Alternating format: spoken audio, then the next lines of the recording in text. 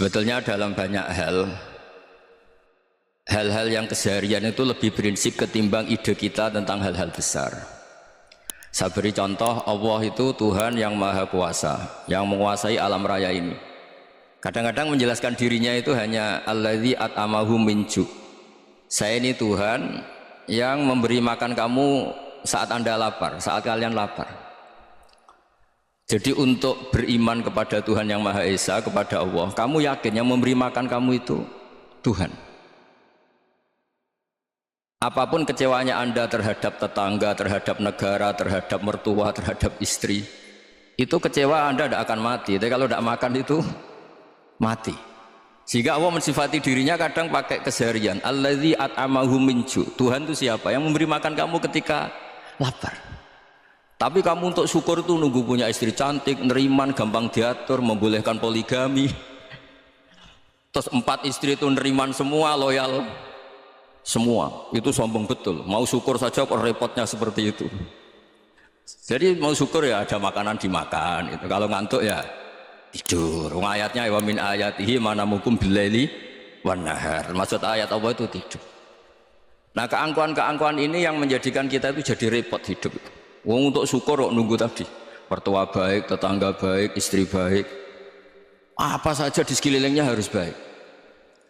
Nah keinginan berlebihan ini menjadikan kita lupa ada hal-hal yang paling kita butuhkan, yaitu oksigen. Kita boleh nempat di buminya Allah. Alladzi ja'ala lakumul ardo firasya. Bumi kamu tempati enak. Coba kalau gempa. Apa artinya istri 4 cantik semua kalau pas digoyang apa? Gempa. Apa artinya kamu jabat? Entah apa saja jabatannya. Kalau bumi likuifaksi, habis kamu. Kiai meskipun dai kondang umatnya jutaan, kalau likuifaksi di panggung hancur. Tapi nikmat-nikmat yang disebut Allah, kita kaji keseharian. Alladzi ja'ala lakumul ardo mahda. Allah itu yang menjadikan bumi dalulan, yang mudah diinjak. Famshu fi manakbiha, silahkan pak jalan-jalan. Jadi saya termasuk benar-benar kiai Jawa. Kalau kerennya Kiai Nusantara atau Kiai Indonesia lah. Diajari bapak saya Kiai Haji Nur Salim, diajari Mbah Maimun, itu Islam itu keseharian. Karena ketika Anda memilih hal-hal yang serius, itu tujuan utamanya nyari ridhonya Allah. Dan ridhonya Allah bisa kamu dapatkan sesuatu yang pasti benar. Misalnya dalam sebuah hadis Sahih Muslim disebutkan, Innallaha la yardha 'anil 'abdi idza akalal akla fayahmadahu 'alaiha. Au yashraba syarba fayahmadahu 'alaiha. Itu redaksinya inna itu sesungguhnya. Layar do juga pakai lam taukid, juga maknanya sesungguhnya. Sungguh-sungguh Allah sangat ridho ketika seorang hamba itu makan ketika sesuap nasi dia muji Allah, ketika minum seteguk nasi dia muji Allah. Itu kalau orang diridhoni Allah itu wali betul. Itu untuk jadi wali itu gampang. Kamu makan ridho, kamu nginjak buminya Allah ridho seneng, kamu hidup keseharian aman seneng. Nah ini supaya sampean kita semua ngaji betapa panduan Rasulullah untuk menggapai ridho Allah itu banyak yang keseharian sekali. Saking kesehariannya banyak dalam hadis dan itu sahih. Nabi menyebut hal-hal yang keseharian. Hatta ma tas'alu fi fimra'atika, kamu punya uang kemudian istri kamu bisa makan, itu ibadah. Bahkan sebagian ibadah itu dicontohkan Nabi yang akhirnya diprotes sahabat, yaitu wa fi buti ahadikum sedekah, kamu menggauli istri kamu itu ya sedekah. Sampai sahabat bilang, yang benar ya Rasulullah, ayati ahaduna syahwatahu wa huwa lahu ajrun. Masa urusan biologis, urusan syahwat kemudian dia dapat pahala? Nabi menjawab, alaysa lawada'aha fi haramin akana alaihi wisrun. Bagaimana kalau dia meletakkan ke yang tidak benar, itu kan dosa. Nah, hal-hal seperti ini yang saya ingin teman-teman semua lah, semua. Saya juga agak ingin ngaji demi Anda juga agak ingin. Itu dosa sekali ngaji kok pesanan kelompok tertentu itu gak boleh. Islam itu untuk semua. Jadi ya cuma karena di depan saya jenengan ya seakan-akan jenengan korbannya. Itu ada ilmunya dalam usul fikih itu. Jadi orang itu harus ngaji usul fikih. Nama yang disebut, mungkin Mas Sufyan masih ingat zaman ngaji usul fikih. Nama yang disebut itu tidak jaminan sebagai prioritas perintah. Jadi misalnya gini, kebetulan yang di depan Nabi itu Abu Dzar. Nabi ya bilang, ya Abu Dzarin ini uhibbuka misalnya, atau ya Mu'ad ini uhibbuka, atau ya Abu Hurairah ini uhibbuka misalnya. Banyaklah riwayat yang Nabi nyebut ya Abu Dzarrin, ya Mu'ad, ya Abu Hurairah. Kemudian misalnya Nabi meneruskan khitab, ini uhibbuka, saya mencintai kamu, fakul dubur sholatin, atau sebagian riwayat disebut fala tada'anna dubura kulli sholatin Allahumma inni ala dzikrika wa syukrika wa husni ibadatik. Saya mencintai kamu, siapa saja, Mu'ad bisa, Abu Dzar bisa, siapa. Saya mencintai kamu, mohon kalau habis sholat kamu jangan lupa wiridan Allahumma inni ala dzikrika wa syukrika wa husni ibadatik. Ya Allah, tolong kami permudah supaya mudah ingat engkau. Anda tidak bisa mentang-mentang, wong nama saya Parmin, nama saya Purnomo, itu yang diperintahkan Mu'ad misalnya. Jadi yang disebut satu, tapi khitab itu untuk siapa saja. Saya teruskan ya. Jadi saya mohon semua kita melakukan kebaikan itu, kalau dalam kaidah fikih disebut al yakin la yuzalu bisyak. Banyak kebaikan yang kebenarannya itu 100%. Tidak punya efek samping ke pihak lain, ke kelompok lain, ke komunitas lain. Itu tadi misalnya Anda makan dan itu murah sekali, hanya butuh satu piring, setiap kunyahan kamu muji Allah, setiap minum kamu muji Allah. Itu redaksinya Rasulullah SAW disebut Allah sangat ridho ketika seorang hamba makan kemudian dia memuji Allah, atau minum kemudian dia muji Allah. Logikanya gampang, negara seperti ini yang kamu harapkan bentuknya kayak apa, mertua, ipar, komunitas, tetangga, itu nyata terjadi itu kan belum pasti. Sementara yang mesti terjadi adalah kamu butuh makan, kalau tidak mati, butuh minum, kalau tidak mati, butuh bumi yang nyaman ditempati, kalau tidak kita juga mati. Sebab itu Allah kalau menyebut nikmatnya itu hal-hal yang keseharian. Alladzi at'amahum min ju'. Allah itu siapa? Allah itu yang menciptakan kamu bisa makan. Tidak berlebihan. Allah itu yang menciptakan kondisi sosial itu ideal. Zaman Nabi itu ya ada orang munafik. Orang-orang pilihan Allah itu juga diuji orang sekelilingnya yang macam-macam. Semua diuji sesuai konteks zaman dan waktu.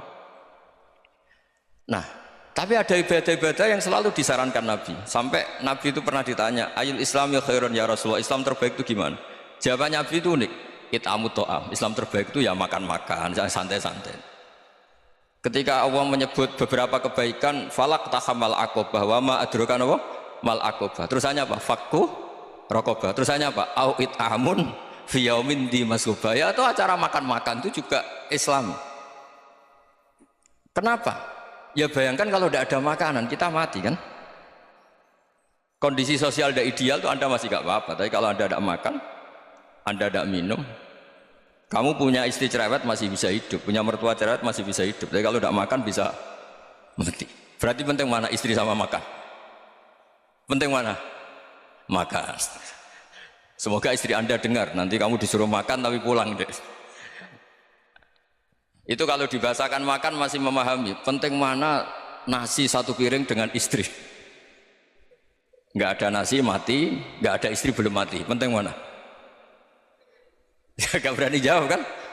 Nah, ternyata Anda ada garang kan di depan istri.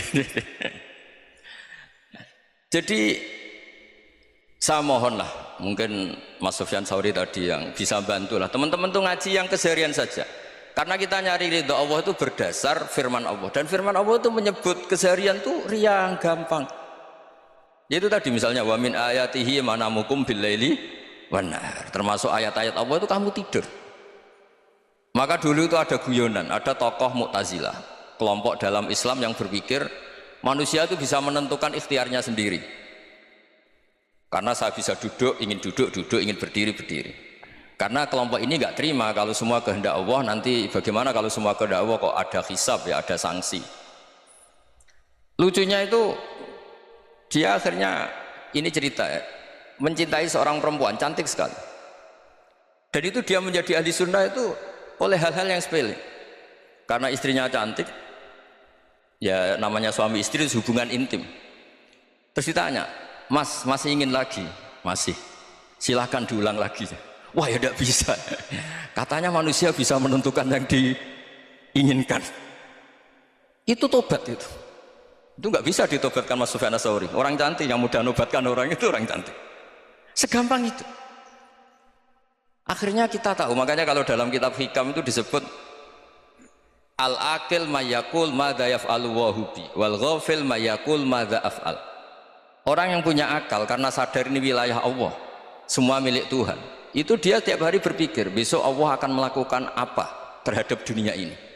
Kamu merencanakan suatu mau plesir ternyata gempa, mau wisata ke Rusia ternyata perang, kamu tidak pernah tahu apa yang akan terjadi besok. Wa ma tadri nafsum madza taksibu ghadan.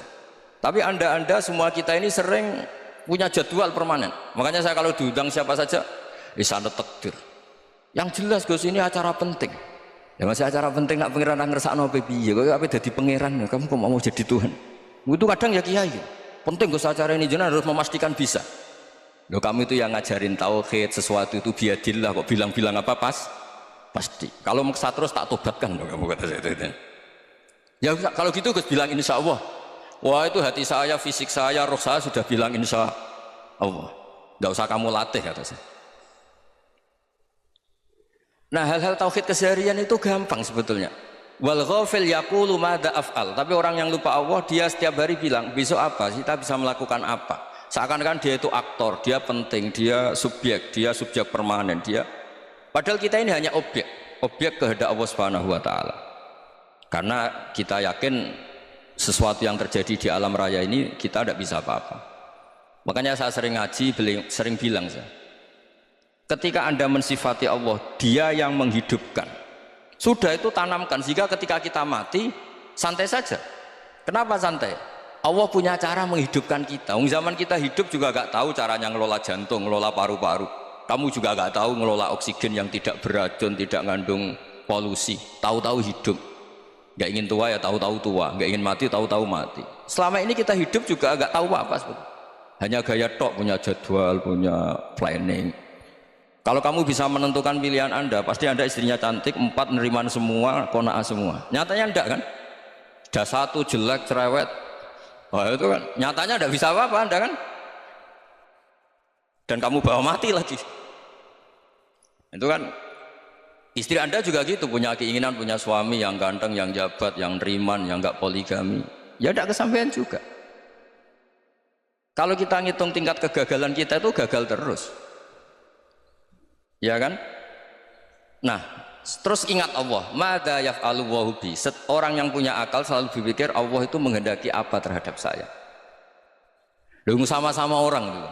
Melihat orang yang serius, itu kata anda itu pemikir berat, serius. Senang punya tokoh yang merengut karena kamu anggap serius. Tapi sebagian orang anggap orang yang serius itu wong merengut, wong masam, wong muka kok ditekuk. Jadi sama itu hati ya muqallibal qulub tsabbit qalbi ala dini, karena kita nggak tahu cara berpikir kita tentang orang lain, tentang sekeliling kita.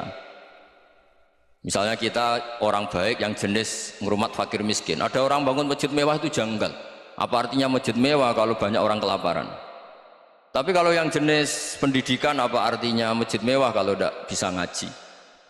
Nanti yang jenis infrastruktur, apa artinya ini kalau semuanya punya sudut pandang yang berbeda-beda. Dan Islam mengapresiasi semua kebaikan. Tapi katakan semua kebaikan itu adalah kehendak Allah Subhanahu wa taala. Karena apapun baik anda itu pakai fasilitas yang diberikan oleh Allah Subhanahu wa taala. Sehingga ini yang disebut qulillah tsumma darhum fi khawdihim yal'abun. Ya kembali tadi ke tema-tema bahwa keseharian anda ini sudah Islami. Saat anda tidak bisa melakukan apa saja. Saya sering ada jenazah, biasanya kalau tetangga meninggal saya sering disuruh ngelepas. Saya bilang orang ini baik karena sering ngelamun di rumah, sering nganggur di rumah. Ditanya sama anaknya, kenapa Gus nganggur baik? Ya kalau dia nganggur artinya juga agak berbuat sesuatu yang maksiat kan? Ya kan? Orang nganggur di rumahnya ya tidak bunuh orang, tidak maling, tidak korupsi, ya namanya nganggur di rumah. Lah cuma istri cara pandang nganggur gak menghasilkan uang itu. Tapi juga gak menghasilkan kriminal kan? Jadi sebenarnya Islam itu makanya kalau sampai ngaji usul fikih itu ada kitab usul fikih namanya Lubul Usul, itu terkenal sekali di pesantren itu. Itu kalau ngapresiasi keseharian itu luar biasa. Izma min mubahin illa wa yatahaqqaqu bihi tarku haramimma. Karena keseharian yang mubah saat anda lakukan itu ada kehebatan yang luar biasa, yaitu meninggalkan haram. Makanya dulu banyak orang-orang alim ketemu temannya itu guyon sampai semalaman. Itu biasanya yang semangat Islam itu kiai kok tidak tahajud, kiai kok tidak witir. Orang yang sedang mapan uangnya banyak, malam itu tidak kelayaban itu sudah luar biasa. Melawan nafsu supaya tidak maksiat itu sudah luar biasa. Supaya lupa guyon sama temannya semalaman sampai subuh, gejlok-gejlokan ngenang zaman miskin, zaman kuliah nggak jelas, zaman apa. Melihatnya jangan tarkut tahajud seperti ini, meninggalkan tahajud, tapi meninggalnya ini talkul muharramat. Jadi kayak apa hebatnya? Sehingga Imam Ghazali punya riwayat yang agak unik. Hatta takuna ibadatu akhiri hadil ummah iku an-naum. Sehingga suatu saat ibadah terbaik umat ini itu tidur. Itu kan riwayat kontroversi. Ketika Imam Ghazali saja, kenapa iya? Kenapa kamu mulai keluar dari rumah itu sudah banyak maksiat, melihat perempuan yang enggak mahram, melihat fenomena. Tapi kalau kamu tidur itu enggak melihat apa-apa. Tapi juga kamu jangan nganggap tidur itu ibadah betul. Saatnya melakukan fardu ain malah masih tidur. Tapi itu sudut pandang yang menjadikan kita Islam itu gampang. Jadi saat Anda tidak bisa aktivitas apa-apa, misalnya ada beberapa orang yang lumpuh. Lumpuh itu memang nggak bisa Jumatan, nggak bisa ibadah, tapi dia juga nggak bisa maksiat. Tidur itu memang Anda saat itu tidak bisa tahajud, tidak bisa witir, tapi saat itu ada zina, ada maling, tidak gosipkan orang, tidak bully orang, tidak menanamkan kebencian, tidak hasud. Sehingga tidur menurut Allah Ta'ala wa min ayatihi manamukum billaili apa? Wan-nahar. Karena di tidur itu selain ada unsur istirahat, jaga kestamina, juga ada unsur meninggalkan beberapa keburukan. Nah, saya mohon ibadah yang keseharian ini kita jaga supaya kita semua baca ayat itu fasih itu tertanam di hati. Allah itu siapa? Alladzi at'amahum min ju'i wa amanahum min khauf. Dan Allah kalau cerita di Quran itu anna sababnal ma'a sabba thumma syaqaqnal ardha wa syaqqa fa ambatna fiha habba wa inaba wa qadba wa zaituna wa nakhla wa hada'iqa hulba. Kamu tahu saya ini siapa, kata Allah? Saya ini adalah Tuhan yang menurunkan air, kemudian ada tanaman banyak, habba wa inaba wa qadba, ada zaitun, ada tin, kalau orang Jawa mungkin ada tela, ada padi, ada mangga, ada pisang. Sudah. Wa inaba wa zaituna wa nakhla wa hada'iqa hulba, ada perkebunan yang lebat. Tujuannya apa? Mata Allahkum, silahkan kamu pakai, kamu nikmati. Tapi karena kadang kita ini punya ide-ide besar, tadi untuk syukur saja nunggu punya istri riman, rumah baik, tetangga baik, komunitas baik, semuanya baik baru syukur. Lama-lama nanti ada di surga, syukurnya nunggu surga paling kelas A. Itu sudah ada yang menghuni Rasulullah, kamu nggak boleh di situ. Masa untuk syukur saja repotnya, Masya Allah. Jadi mohonlah Quran yang kalau Anda hafalkan juz amma itu kan ada ayat-ayat yang kayak tadi. Ya, fal yang dzuril insanu ila ta'ami. Coba lihat apa yang kamu makan ya, dari mana? Dan untuk mempertahankan hidup kamu keseharian. Jadi jangan kira ibadah itu harus membentuk komunitas yang versi Anda. Ibadah itu harus hal yang mulu-mulu. Kesehariannya Anda alami. Loh, ini saya tidak bikin-bikin. Saya ngaji bukan karena berdasar pesanan. Itu ayat yang saya baca kan betul ada ayatnya kan, fal yang dzuril insanu ila ta'ami anna sababnal ma'a sabba thumma syaqaqnal ardha syaqqa fa ambasna fiha habba wa inaba wa qadba wa zaituna wa nakhla wa hada'iqa ghulba. Terusannya apa? Mata'al lakum, silakan kamu nikmati. Mata itu silakan kamu nikmati. Ya kayak sampean dikasih hidangan ya makan.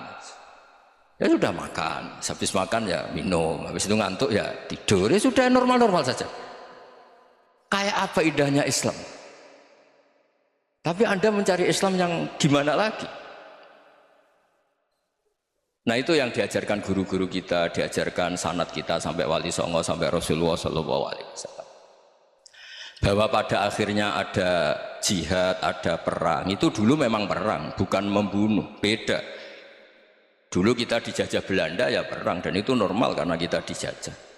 Jadi ketika orang lain ingin baik sama kita, wa in ahadum minal musyrikin astajaroka ya fa'ajirhu hatta yasma'a kalam Allah. Kalau mereka ingin baik ya kita baik. Makanya ada istilah musta'man, mu'ahad. Kalau mereka ingin damai, berdampingan dengan kemajmukan ya itu yang lebih baik. Karena memang Islam menghormati proses perdamaian.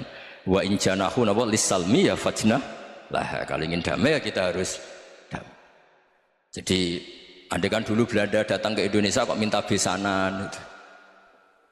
Ya mungkin kita juga seneng karena memperbaiki hidung kan, kalau kita besanan gitu. Nah tapi wong jajah dulu itu kan masalah kan? Apa? Masalah kan? Jadi saya mohon jadi Makanya saya tadi minta sama Bapak Kadensus kemarin juga pernah main ke saya. Jangan sering ketemu saya ini sudah uzlah, saya ini sudah mau daftar jadi resi. Saya itu kemarin di Muktamar juga agak datang, acara di Jogja juga sudah. Karena memang keluarga saya dulu itu mbah saya, bapaknya bapak saya itu nggak keluar rumah itu puluhan tahun, memang punya adat uzlah. Ya makanya ngaji saya ngaji aja yang gampang-gampang aja, yang nggak orderan, nggak pesenan, ngaji aja dulu yang gampang. Saya ikhlas, yakin betul saya ikhlas. Ikhlas itu menurut saya itu roh. Orang nggak ikhlas itu menurut saya itu orang aneh. Ikhlas itu gampang, sudah saya bilang. Kalau kamu yakin ilmu itu milik Allah, ngasihkan juga ikhlas itu milik Allah. Apa sih yang kamu punyai sehingga kamu tidak ikhlas? Uang milik Allah, energi kita milik Allah, bumi milik Allah. Kemudian kamu merasa memiliki. Merasa memiliki itu kalau dalam ilmu tasawuf sudah kesalahan kan? Bagaimana Anda punya? Coba tahu-tahu tanah itu kok milik Anda? Karena saya beli, Gus. Saya beli dari orang, dari Zaid. Padahal yang asli punya itu Allah. Apa benar kamu pernah beli sama Allah? Zaid ini pemilik nisbi, pemilik yang enggak sebenarnya kan? Ya enggak? Yang benar-benar pemilik itu Allah. Kok kamu ngerasa itu bumi kamu itu atas nama apa? Milik kan harus beli atau dikasih. Enggak semua kan? Nah, makanya itu famshu fi manakibiha, dan Allah menyebutnya sudah saya ini yang menciptakan bumi, waladzi ja'ala lakumul arda dalulan, dan Allah menyebutnya sederhana, famshu fi manakibiha, silakan jalan-jalan. Terusannya apa? Wa kulu mirizki, silakan makan-makan. Jadi Islam itu ya makanya kiai-kiai itu ada acara makan, sampai ada guyonan fikuli makanin makan di setiap tempat ya makan. Nggih ngoten guys, pokoknya sing gampang-gampang mawon nggih. Nggih Mas Sufyan nggih sing gampang-gampang mawon nggih. Assalamualaikum warahmatullahi wabarakatuh. Perasaan saya juga seluruh ulama di dunia, saya ulang lagi, perasaan saya juga seluruh ulama di dunia, bahwa Islam masuk itu macam-macam sebabnya. Dulu kita tahu, kita sebagai warga Indonesia, Islam masuk itu ya dibawa orang yang agak kedonyan, ya kayak jenengan lah kira-kira gitu. Ya kayak mbak-mbak ini, ya agak-agak mata duitan gitu. Karena kita tahu rata-rata ahli sejarah mengatakan Islam di Indonesia dibawa kiai apa pedagang. Pedagang itu nyari uang apa nyari dakwah kira. Ya semoga Anda mirip-mirip seperti itu. Ya jadi nyari uang karena ada nurani Islam sehingga tetap saja membawa Islam. Saya tidak tahu Islam Anda ala apa, tidak tahu, pokoknya mau ngaji ya berarti Islam ala ahli sunnah wal jamaah.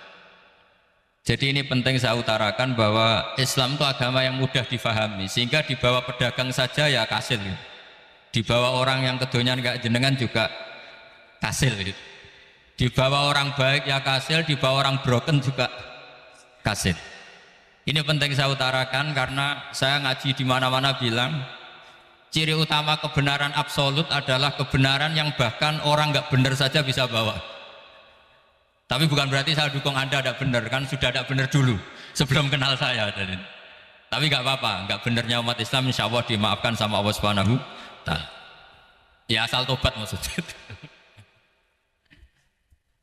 Nggak, ini saya beri satu konstruksi pikiran yang saya sering utarakan di ngaji saya.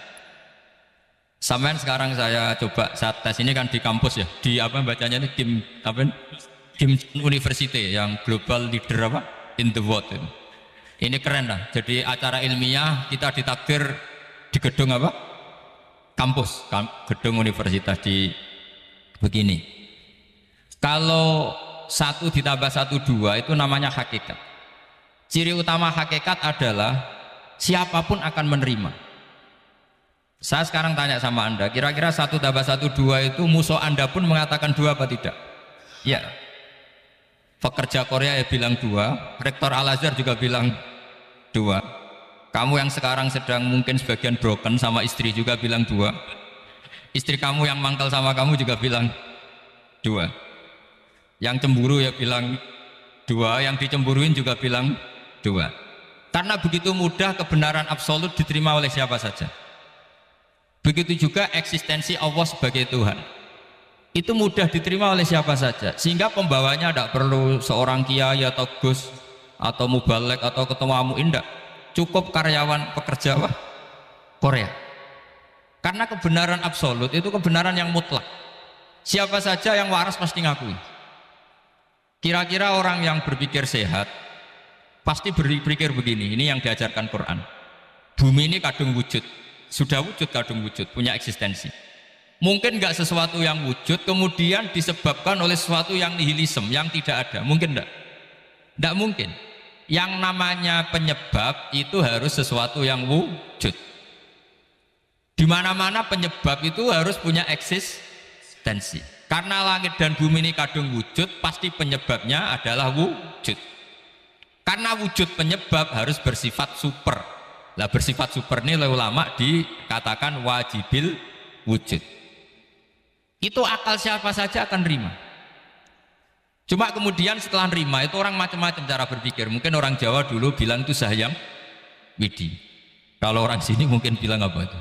Dewa atau apa ya? Enggak tahu saya itu. Karena itu yang teman sampean, enggak teman saya itu. Tapi yang jelas begini, ini konstruksi ini harus kita jaga. Nanti saya bacakan teks hadis. Kebenaran sejati ciri utamanya adalah ada absolutisme, ada kebenaran mutlak. Ciri utama kebenaran mutlak adalah diakui bahkan oleh siapa saja, termasuk oleh orang fasik. Orang fasik itu orang nggak benar. Misalnya ada imam masjid besar Istiqlal, ditanya 1 tambah 1 bilang apa? 2. Nanti kira-kira yang lonte juga bilang apa? 2. KPK juga bilang, koruptornya yang ditangkap 2. Nah, eksistensi Allah sebagai Tuhan ini kebenaran yang absolut. Maka agama ini juga boleh diterima oleh siapa saja, termasuk oleh orang fasik, orang nggak jelas. Ini penting saya utarakan karena sekarang marak kelompok yang mengatakan orang Islam kalau zina menjadi tidak muslim, orang Islam kalau korupsi menjadi tidak muslim, salah sedikit tahlilan jadi kafir, percaya wasilah jadi itu tidak benar seperti itu. Karena kebenaran eksistensi itu kebenaran yang nggak bisa diganggu gugat. Seperti Anda ini kan warga Indonesia, KPK ya warga Indonesia, koruptornya juga warga. Apa setelah dia korupsi lalu tidak warga Indonesia? Tetap warga. Orang yang meyakini kalimat tauhid setelah dia salah apa terus tidak tauhid? Kan tetap ya. Maka dia tetap Ini penting saya utarakan. Kalau seorang warga Indonesia yang koruptor, yang macam-macam saja tetap warga Indonesia, padahal banyak kesalahan. Karena status warga Indonesia adalah status yang permanen. Begitu juga status Muslim adalah permanen bagi siapa saja yang melafadzkan La ilaha illallah Muhammadur Rasulullah. Kita tidak bisa mengkafir-kafir. Itu juga yang sering dipesankan dan jadi ciri khas ulama ahli sunnah wal jamaah, tidak mengkafirkan orang Islam meskipun melakukan dosa besar. Soal dia salah nanti masuk neraka ya silakan saja, saya ada ikut, paham ya, sampai bisa mencoba, tapi tetap saja dia muslim. Analoginya gampang sekali tadi. Orang Indonesia yang salah itu tidak akan merubah statusnya sebagai warga Indonesia, karena ya memang dia berstatus warga Indonesia. Orang Islam yang sudah melafadzkan syahadat maka menjadi muslim. Saya di mana-mana berkampanye, berfatwa. Orang kafir yang 70 tahun kafir, sekali melafadzkan kalimat tauhid itu menjadi muslim apa tetap kafir? Muslim. Masa kita yang Islam terus, yang kalimat tahlil la ilaha illallah kemudian menjadi kafir karena kalimat itu? Itu faham aneh apa aneh? Wong yang kafir saja menjadi muslim karena kalimat tauhid, yang Islam menjadi kafir juga karena kalimat. Ini ngajak apa-apaan? Ya ngajak goblok-goblokan kira-kira kan gitu. Ini penting saya utarakan karena ini penting. Nah, setelah kamu yakin tauhid, ciri utama tauhid itu apa? Menstatuskan sesuatu sebagaimana hakikatnya. Misalnya bumi Korea, ini statusnya tetap buminya apa? Maka dari awal saya husnudzon sekali sama Allah Subhanahu wa taala bahwa suatu saat di bumi mana saja itu ada tahlil. Enggak ngira kan ada ateis di sini, bumi ateis kemudian ada tahlil, ada sakduna, ada macam-macam.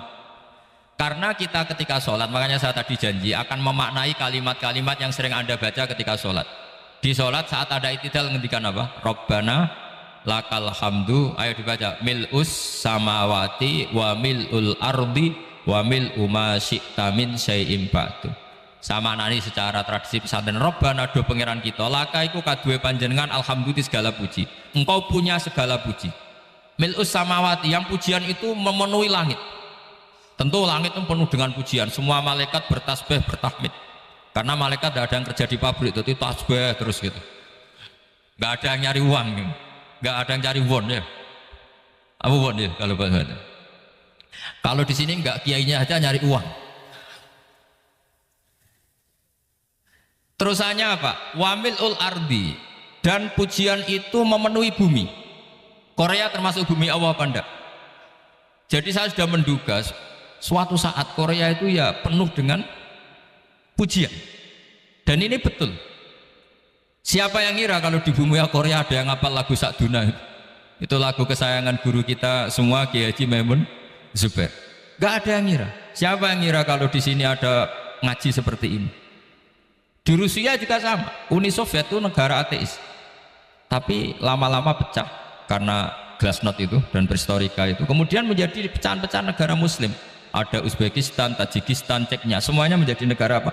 Muslim. Karena dari awal lakal hamdu mil'us samawati wa mil'ul ardi, dan pujian itu pasti memenuhi langit juga memenuhi bumi. Kalau Anda baca itu di Indonesia mungkin wajar, di Indonesia banyak acara-acara seperti ini. Tapi kalau di Korea ternyata benar. Dan anda ini kalian semua termasuk pembuktian benarnya wa mil'ul ardi. Keren kan teman? Oh keren sekali, bukan sekedar keren, keren sekali. Makanya saya jarang diundang pengajian mau, tapi diundang di Korea mau. Tapi saya ada niat datang undangan, memang saya ingin datang. Jadi ya karena itu ini bentuk penghormatan saya. Bentuk penghormatan saya bahwa pada akhirnya benar-benar lakal hamdu mil'us samawati wa mil'ul ardi.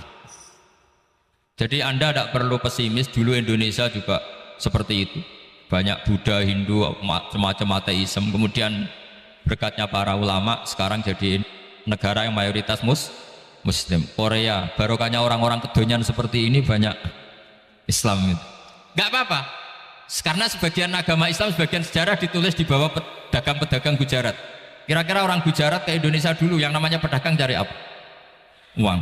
Tapi namanya orang Islam, hatinya tetap adanya tauhid. Nyari uang ya tetap sambil dakwah. Kalau yang ke Korea langsung kiai mungkin tidak seramai ini Islam. Karena kalau kiai datang langsung dicurigai jadi misionaris, jadi ribet malah. Tapi kalau sampean nggak ada yang curiga. Namanya pekerja saja nyari uang. Dan itu memang fakta. Cuma kadang ya sadar terus ya baguslah seperti itu. Nggak apa-apa. Maksud saya ini saya memberi support, memberi tasjek bahwa Allah itu luar biasa. Jadi kalau ingin menyebarkan agamanya macam-macam. Kadang kiai tidak bisa mengislamkan orang, itu anak-anak mahasiswa pacaran itu banyak yang pacarnya itu masuk Islam. Tapi sampean jangan bilang pacaran halal, ya tidak pernah halal. Tapi Allah kalau menghendaki memberi hidayah itu jalannya macam-macam. Ada yang lewat kerja, coba yang bayangkan ada tahlilan di Korea itu semua kiai tidak pernah bayangkan. Tapi setelah banyak pekerja di sini kemudian mereka insaf atau sedang insaf tidak tahu ini. Sampai kapan insafnya juga tidak tahu. Tapi yang jelas ini hebat. Ini apa? Hebat. Tahu-tahu ya seperti ini. Makanya iman saja Rabbana lakal hamdu mil'us samawati wa mil'ul ardi. Masih ditambahi wa mil'u ma syi'ta min syai'in ba'du. Karena Allah itu zat yang tidak terperikan, zat yang tidak terbatasi. Maka pujian di langit dan bumi ini masih kurang. Masih ada apa saja yang nanti akan dipenuhi oleh pujian kepada Allah Subhanahu wa ta'ala. Wa mil'u ma syi'ta min syai'in ba'du. Dan pujian kepada Engkau ya Allah akan memenuhi semua ruangan yang Engkau kehendaki. Mungkin suatu saat negara-negara yang sekarang yang paling minim Islam itu di Amerika Selatan, kayak di Argentina dan sebagainya, itu nanti suatu saat juga penuh dengan pujian, karena tetap Rabbana lakal hamdu mil'us samawati wa mil'ul ardi wa mil'u ma syi'ta min syai'in. Saya di Jogja setiap akhir ngaji saya ajarin wiridan. Mungkin wiridan ini tidak asing bagi jenengan karena sering saya baca subhanallah wa bihamdihi adada khalqihi wa ridho nafsihi wa zinata arsyihi wa midada kalim. Bahwa kita memuji Allah itu adada khalqi, sesuai jumlah makhluk Allah, Semua makhluk Allah meskipun kelihatannya mengecewakan, ini semuanya memuji sama Allah Subhanahu wa taala. Meskipun kadang kita kecewa, kadang kita tidak cocok. Coba barokahnya Anda ini agak-agak kecewa gitu dengan Indonesia karena nggak menyediakan lapangan kerja untuk Anda. Tapi ya nggak kecewa-kecewa amat ya, agak-agak saja. Karena Anda tetap semua mencintai Indonesia. Gara-gara agak-agak kecewa cari negara lain. Akhirnya di Korea, ada yang di Jerman, ada di Inggris. Tapi bawaan pernah ngaji di musola, Islam ini ke bawah. Sehingga karena Islam ini ke bawah, tahu-tahu ada komunitas yang memikirkan Islam. Umumnya orang mikir Islam itu ya bikin masjid. Kalau di Korea unik, nyewa apa? Nyewa gedung untuk masjid. Itu kalau diceritakan di Indonesia aneh. Ini masjid sewaan. Masjid. Tapi kalau di sini lazim, karena kalau beli mahal ya cukup sewa. Saya tidak tahu kalau dalam terminologi agama tempat Anda sujud ini nanti jadi saksi di akhirat. Itu yang permanen apa yang sewaan tidak tahu. Jadi nanti bumi ini tanya, ya saya Allah pernah dipakai sujud, tapi setelah 1 tahun nggak kuat menambah lagi. Makanya saya dukung tadi yang ada gerakan masjid apa. Sebenarnya permanen nggak permanen itu tetap bagus, ada usah memaksakan. Yang jelas saya sudah ikut nyumbang lelang tadi, dan saya berharap uang itu benar-benar untuk masjid. Kalau untuk tamirnya juga nggak apa-apa, yang penting untuk menghidupi masjid. Saya juga termasuk kiai yang nggak suka kalau hukum itu terlalu fanatik. Misalnya uang ini untuk masjid, kemudian imamnya diterlantarkan karena alasannya ini untuk masjid. Imam kan tidak masjid.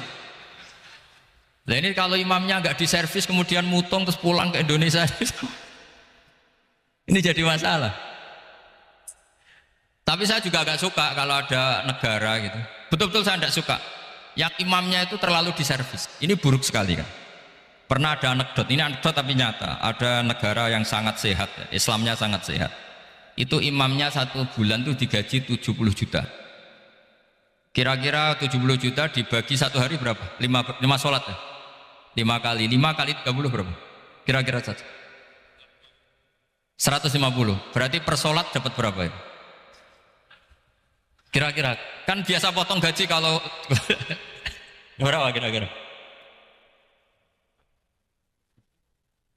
Singkat cerita, si kiai dari luar negeri tadi cerita apa Indonesia? Kiainya miskin-miskin, datang ke masjid kan kadang pakai ontel, adzan sendiri, qomat sendiri, sholat sendiri kadang. Itu nasib orang-orang Sragen dan Salatiga sebagian. Itu yang lapor karena mereka itu. Kalau Rembang insya Allah enggak. Tapi ada semuanya Salatiga, sebagian begitu. Itu yang cerita kiainya, bukan ini bukan hoax. Memang kiainya cerita nasib kiai di Salatiga katanya. Itu digojlok, tapi tetap sholat. Sehingga cerita orang tadi cerita, imamnya di sana naiknya Mercy, muadzinnya pakai BMW. Itu tetangga sebelah Indonesia banyak yang fasilitas imam seperti itu. Karena gajinya sampai 70 juta. Setelah dia cerita bangga karena negaranya mengapresiasi imam sholat, sama Kiai Indonesia dia omongin gini, makanya kamu sholat terus, takut potong gaji ya. Gitu. Itu kagetnya bukan main dia. Dikira itu satu sifat kelebihan negaranya, ternyata buruk sekali karena imam sholat karena takut potongan gaji. Akhirnya Kiai Indonesia bangga, alhamdulillah kita sholat tambah gaji dan tetap sholat. Keren mana yang digaji sama Anda?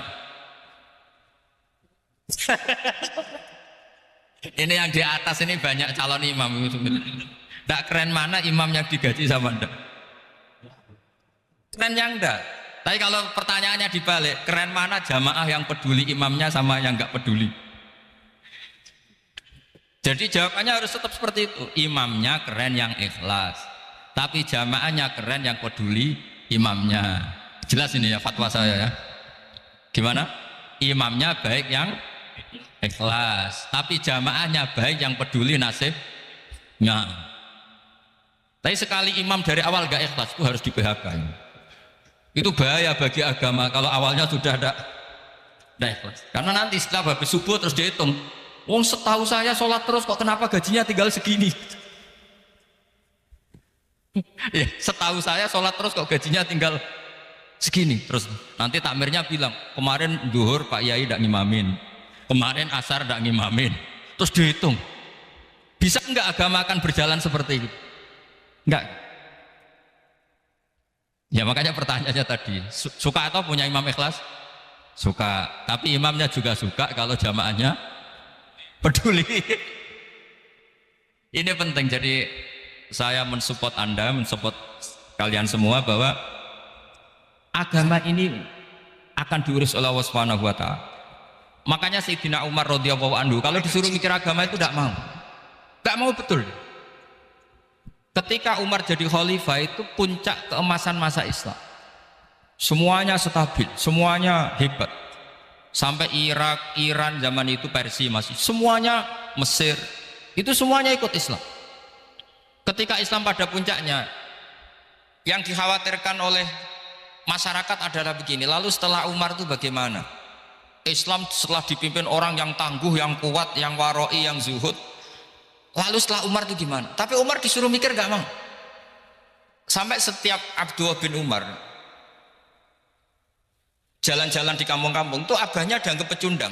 Tahu sampean pecundang, orang yang nggak tanggung jawab. Karena orang-orang bilang gini, ya Abdullah bin Umar, bagaimana pendapat Anda kalau ada penggembala kambing di tengah hutan atau di tengah padang rumput, kemudian dia ninggal gelanggang kambingnya, kamu anggap penggembala ini gimana? Oh itu penggembala yang zalim itu. Pasti kalau kambing ditinggal ya kacau. Apalagi nih umatur Rasulullah Shallallahu Alaihi Wasallam. Ini abah kamu tidak pernah wasiat, tidak pernah ngatur suksesi. Lalu Islam setelah dia bagaimana? Suruh dia ngomong penggantinya siapa? Karena beliau sudah sepuh, harus ada suksesi. Akhirnya Abdullah bin Umar lapor ke Umar. Ini gimana abah, orang mengkomplain begini. Apa kata Umar? Agama itu beda dengan kambing katanya. Agama itu milik Allah Subhanahu. Mbok saya pikir, tidak saya pikir tetap jalan. Nah ini terbukti, jangan ulama ya ndak, mufti ya ndak, tapi bisa menjalankan agama. Kalau agama sampean pikir malah rusak, sudah pokoknya lakukan saja, tidak usah dipikir.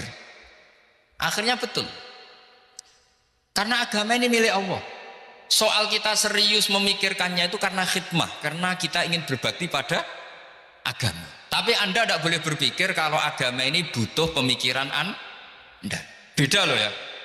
Kita khidmah agama serius karena kita ingin mengkhidmai agama. Tapi agama ini tidak pernah butuh kita, karena agama ini akan diurus oleh Allah Subhanahu.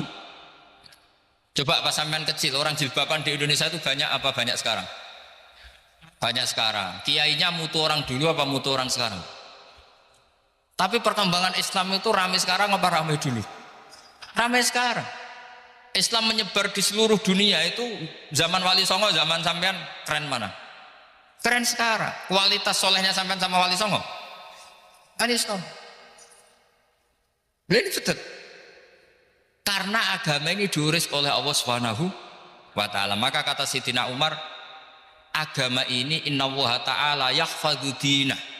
Innallaha ta'ala la yudhi'u khilafatahu waladina. Allah itu tidak akan menyia-nyiakan agamanya. Ini terbukti. Agama ini pernah dipimpin orang terbaik di dunia, yaitu Rasulullah Shallallahu Alaihi Wasallam. Ketika beliau intakola ila rofiqil ala, ketika beliau pindah ke alam sana, diteruskan oleh sahabat yang tentu jauh di bawah Rasulullah. Diteruskan tabiin, diteruskan para wali songo, diteruskan sang sampean yang jauh di bawah wali songo, sejauh-jauhnya. Tapi agama jalan sampai Korea. Agama jalan sampai apa? Dulu Wali Songo itu hanya sampai Mojokerto, sampai Tulungagung. Di bawah sampean, Klayaban sampai mana ini? Korea. Coba kalau Allah tidak ngurus, nggak bisa. Yang gerakkan hatinya sampean peduli sama masjid siapa? Allah Subhanahu wa taala. Yang menggerakkan hati sampean peduli sama agama siapa? Tapi yang menggerakkan sampean ke Korea apa? Uang kan?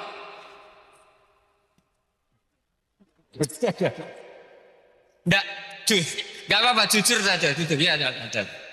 Santai aja. Ini bagian dari keramatnya jenengan. Niatnya enggak bener tapi dibenerin Allah di sini. Dari awal niatnya kan uang gitu. Tapi setelah di Korea dibenerin Allah. Mbok ingat agama gitu. Keren kan? Makanya yang syukur sama Allah Subhanahu wa taala. Yang bisa hanya Allah taala. Makanya dalam dunia kiai selalu baca apa? Alhamdulillah alladzi hadana lihada wa ma kunna linahtadiya laula an hadana Allah. Alhamdulillah kita diberi hidayat seperti ini. Kalau tidak Allah tidak bisa. Sudah mata duitan, kadang istri ngomel, mertua tidak percaya. Sudah setengah-setengah broken gini saya tahu sampai ke Korea itu karena broken pas saking sayangnya keluarga. Potensinya hanya dua. Dibela-belain kerja demi keluarga atau agak broken maka ke sini. Tapi apapun potensi itu tetap baik. Itu takdir sudah, itu takdir tidak usah dibicarakan. Semua itu apa? Karena orang kalau sedang rukun ya tidak mau tukaran, kalau sedang tukaran ya tidak mau rukun. Itu sudah semuanya takdir. Kata bapak saya dulu kalau ada orang mau jualan tanah, Pak Yai tanah saya mau saya jual. Ini gimana? Padahal ini tanah warisan. Kata bapak, nak waya adol ya adol. Memang ini saatnya jual ya jual saja. Nanti kalau kaya saatnya beli ya beli saja. Karena kalau sudah saatnya jual mau beli ya nggak mungkin kan? Mau memang saatnya jual. Kalau sudah kaya kan nggak mungkin jual tanah. Saatnya beli. Maka semoga masalah di keluarga sampean ya masalah musiman. Maksudnya yang tukarannya ini musiman, yang rukunnya permanen. Jangan tukarannya permanen, rukunnya musiman. Setelah melihat yang lebih cantik, katut babon, nggak tahu saya katakan. Nah ini semoga katut masjid ini bagian dari kafaroh sampean itu. Jadi kafaroh kesalahan-kesalahan sampean. Ini penting saya utarakan karena agama itu beda. Agama ini diurus oleh Allah Subhanahu. Jadi kita mengerahkan pemikiran itu bukan karena kita akan menyelamatkan agama ini, tidak. Agama ini diselamatkan oleh Allah Subhanahu wa taala. Coba kayak apa Uni Soviet kuatnya itu. Mengkooptasi supaya orang semuanya ateis, semuanya komunis. Itu 100 tahun Uni Soviet begitu. Tapi orang-orang Uzbek, Ceknya, Tajikistan tetap ngajari anak-anaknya tauhid.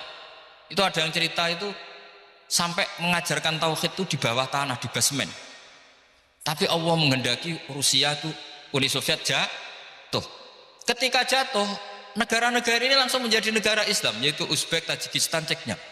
Mungkin nggak mereka langsung menjadi negara Islam, andaikan saat menjadi Uni Soviet benar-benar menjadi ateis. Nggak mungkin kan? Karena saat dikooptasi Uni Soviet, akidah mereka tetap tauhid, cuma nggak berani muncul. Artinya apa? Uni Soviet nggak bisa menghabisi Islam. Kurang kerennya Uni Soviet zaman itu, bisa nggak menghabisi Islam? Nggak bisa. Donald Trump dulu termasuk Islamfobia, tapi setelah dia anti-Islam malah orang Amerika demo supaya memperhatikan Islam. Nggak bisa. Makanya Korea pun nggak bisa menghabisi Islam. Kalau sampean menghabisi Islamnya sendiri bisa. Karena terus gak mau sholat, gak mau zakat itu sampai, tapi sampean toh yang Islamnya habis, Islam tetap baik-baik saja. Makanya ini penting saya utarakan supaya kamu pede bahwa agama ini pernah dibawa orang yang pedagang. Ya soal ada sebagian pendakwah yang ikhlas ya banyak, tapi sejarah yang gampang kita lihat adalah Islam itu dibawa oleh apa? Pedagang Gujarat, pedagang India. Nggak apa-apa, sejarah itu meskipun sebagian menentang nggak apa-apa, tapi sejarah itu tetap ada, pasti sebagiannya memang seperti itu, dan itu tidak masalah. Saya ulang lagi, itu tidak masalah. Coba dulu pemain bola kalau di Inggris itu kalau mau sholat susahnya bukan main, apalagi kalau mau puasa. Kalau di sini kerja puasa katanya mati lu kalau apa puasa. Kalau mau sholat katanya dicari mana ini berhalanya kok.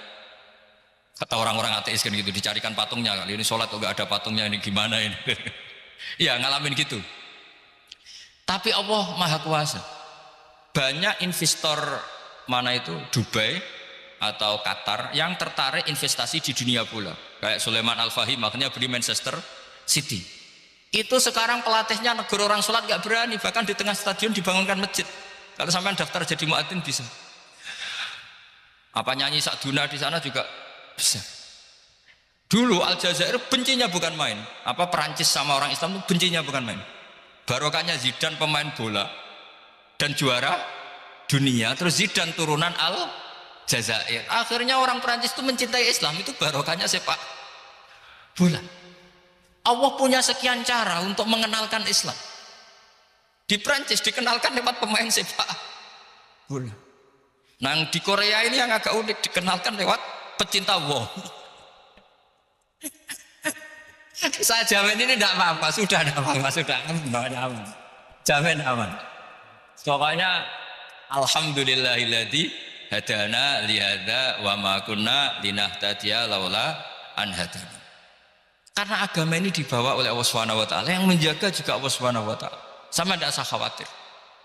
Kalau ada kelompok tertentu yang mengkhawatirkan Islam, sekarang Islam bahaya gini-gini, itu kurang rojak, itu kurang optimis itu. Harapannya sama Allah tipis, harus ngaji lagi. Agama ini limangka nayarjuwa hawal yaumal akhir. Agama ini bagi yang terus-menerus berpengharapan kepada Allah Subhanahu wa ta'ala. Agama ini limangka nayarjuwa, coba bahasa Arabnya roja yarju rojaan, maknanya harapan. Jadi agama ini bagi yang selalu berpengharapan, bukan yang pesimis, bukan yang hati kecil, apalagi yang tukang putus asa. Coba agama ini begitu luar biasa, dibawa orang yang macam-macam. Tadi di Perancis dibawa oleh pemain apa? Bola. Ada masjid di Inggris itu ya dibawa mahasiswa-mahasiswa itu yang dulu sebagian yang nggak pernah ngaji, setelah di Inggris bikin komunitas pengajian. Di Korea dibawa di pecinta apa? Tapi lama-lama cinta Tuhan. Karena ya memang sebenarnya sudah cinta Tuhan. Cuma ya cara cinta ini nunggu punya uang ah. Ya sudah, alhamdulillah seperti ini sudah luar biasa sudah. Insya Allah diterima oleh Allah Subhanahu wa ta'ala. Saya selalu berharap semoga ini tetap satu bukti bahwa Allah itu harus kita sembah di mana-mana. Karena tadi Allah akan selalu Rabbana lakal hamdu mil'us samawati wa mil'ul ardi wa mil'u ma syi'ta min syai'in ba'du. Bahwa pujian kepada Allah akan selalu memenuhi langit dan memenuhi bumi. Bumi Korea termasuk buminya Allah. Makanya pegangan yang saya minta sama pengurus untuk di-share adalah Dawi Rasulullah SAW. Mungkin nanti panitia harus menge-share itu. Ini Musnad Ahmad, riwayat dari Imam Ahmad, Al-Bilad bila dua. Sudah punya? Nanti di-share ya yang itu. Al-Biladu bila dua, bahwa negara hakikatnya adalah negara Allah. Wal ibad ibadullah, semua hamba hakikatnya adalah hamba. Di hadis itu fahaitsuma asabta khairan fa'akim. Kapan saja kamu menemukan kebaikan di tempat Anda berdomisili, fa'akim, kamu tidak apa-apa di sini. Kamu di sini dapat uang, dapat masjid, dapat sewa masjid. Tidak tahu sewa apa permanen, pokoknya itu bagus gitu. Buminya dirayu, bumi meskipun ini nggak permanen, tapi tetap jadi saksi loh ya. Harus ada kompromi ini. Karena kalau dengar orang Indonesia jadi aneh, masjid kok nyewoi. Tapi aneh di Indonesia, ada aneh di sini, sampean tenang saja. Tentu malaikat pencatat di sini juga sudah tahu kalau sebagian masjid itu sewaan. Jadi ya ada eskal-eskal amat lah, sudah nggak janggal-janggal amat karena kondisional Jadi saya nanti minta panitia supaya menge-share tadi hadis riwayat siapa Imam Ahmad bin Hambal yang diriwayatkan oleh salah satu minal asyrah al-mubasysyirina bil jannah, yaitu Zubair bin Awam.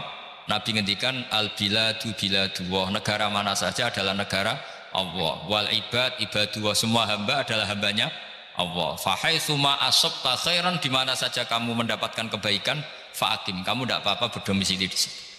Ya saya mohon ini penting sekali. Pokoknya saya mohon kalimat tauhid ini dijaga.